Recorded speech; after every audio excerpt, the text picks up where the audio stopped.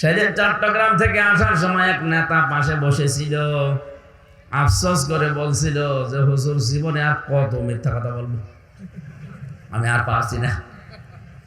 সকাল 10টা থেকে শুরু করে রাত 10টা পর্যন্ত শুধু মিথ্যার উপরে আছি, ধোঁকা দিয়ে আর কত বোকা বানাবো মানুষকে, আমি আর পারছি না, আমার বিবেক শেষ।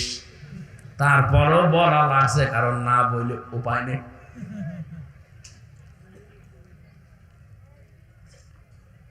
আমার ভাইরা, আমার কথা বোঝানোর বিষয় হচ্ছে, আর শিরিক করার জন্য অনেককে বাধ্য করা হচ্ছে, আর অনেকেই বুঝে না বুঝে শিরিকে সাপোর্ট করছে।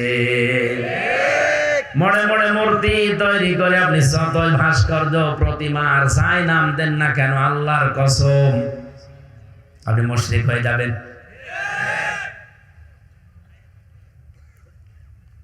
নরেন্দ্র মোদীর নাম আমরা শুনেছি, তাকে আসতে দেওয়া হয়েছিল না, এই জন্য হাজার হাজার আলেম এদেশে জেলে ছিল। যে কয়টা কারণে আলেমরা বাধা দিয়েছিল আমি পেয়েছি তার 5টা। অন্যতম, গুজরাটে মুসলমান হত্যাকারী, ভারতের এই যে জাতীয়তা কেড়ে নিয়ে এনআরসির নামে হাজার হাজার মুসলমানদেরকে তাদের অধিকার থেকে বঞ্চিত করে দেশ থেকে তাড়িয়ে দেওয়ার যে সিদ্ধান্ত। 3 নাম্বার, আল্লাহর ঘর বাবরি মসজিদ ভেঙে ফেলা। কাশ্মীরের মুসলমানদের প্রায় 50 লাখের মতো মানুষ, 50,000-এর মতো মানুষ হত্যা করার পেছনে প্রত্যক্ষ। 5 নম্বরে যেটা বেশি, সর্বশেষ আল্লাহর কোরআনের 26টা আয়াত বাদ দেওয়ার জন্য কোর্টে মামলা হয়েছে ভারতে। বাংলার আলেমরা এই কারণে বলেছিল না, এত বড় বড় বিশাল 5টা জিনিসের সাথে বিশেষ করে আল্লাহর কোরআনের 26টা আয়াত যারা বাদ দিতে চায় তারা এখানে আসতে পারবে না।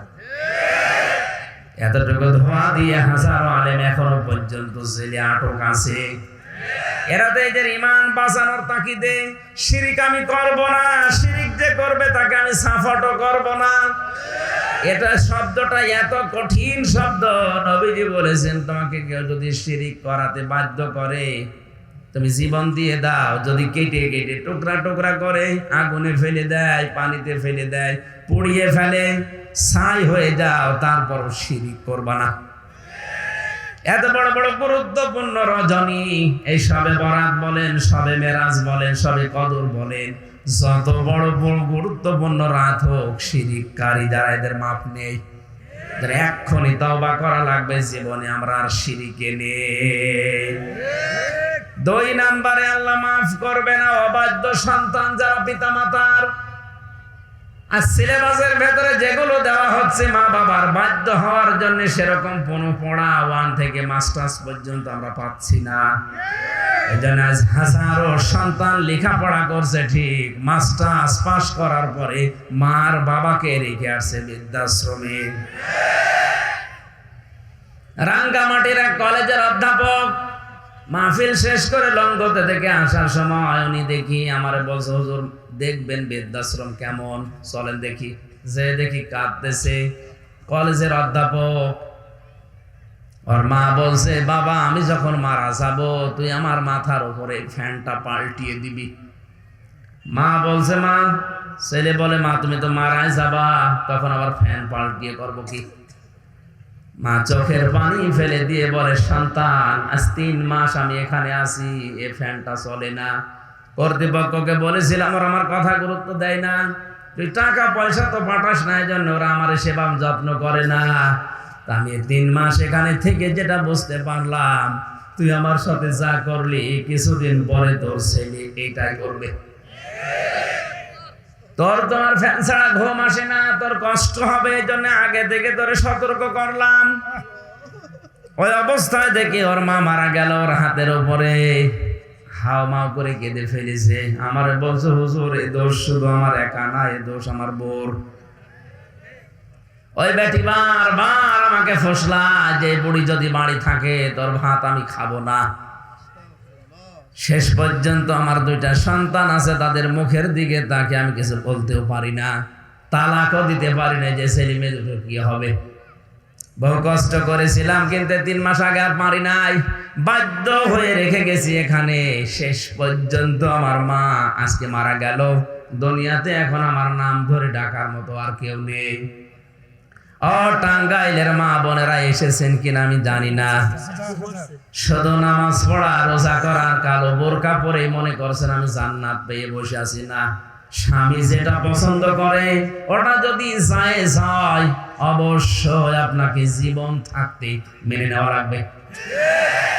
এখানে আমি সহ যত স্বামী বসে আছে, প্রত্যেকটা স্বামী, আমি সবার পক্ষ থেকে বলছি, প্রতিটা স্বামী পছন্দ করে, চাই যে আমার বিয়ের পরে যেন আমার মা বাবা আমার সাথে থাকে। কারা কারা স্বামীরা আছেন হাত তোলেন তো। বিয়ে না করে হাত তোলার দরকার নেই, বিয়ের সম্মানিত মা বোনেরা তাকান, আপনার স্বামী হাত তুলেছে কিনা। অথচ আপনার কারণে এই স্বামী কিছুদিন পরে তার মা বাবাকে আলাদা করে দিতে বাধ্য হয়। আপনি জান্নাত যেতে পারবেন না শুধু নামাজ পড়ে রোজা রেখে কালো বোরকা পরে না, মা বাবার সাথে, শ্বশুর শাশুড়ির সাথে নিজের মা বাবার মতো আচরণ করা লাগবে। আমি জামাই একজন, আল্লাহর কসম কোরআনে কারীমকে সাক্ষী নিয়ে বলছি, আমি আমার শ্বশুর শাশুড়িকে যে নজরে দেখি, আমরা যারা জামাই আছি শ্বশুর শাশুড়িকে যেই নজরে যেই মহাব্বতে আমরা দেখি, বউগুলো যদি আজ বাংলাদেশে ওই নজরে দেখতো, কোনো পরিবারে কেউ সন্তান আলাদা হতো না। আপনি মনটা উদার করেন না কেন?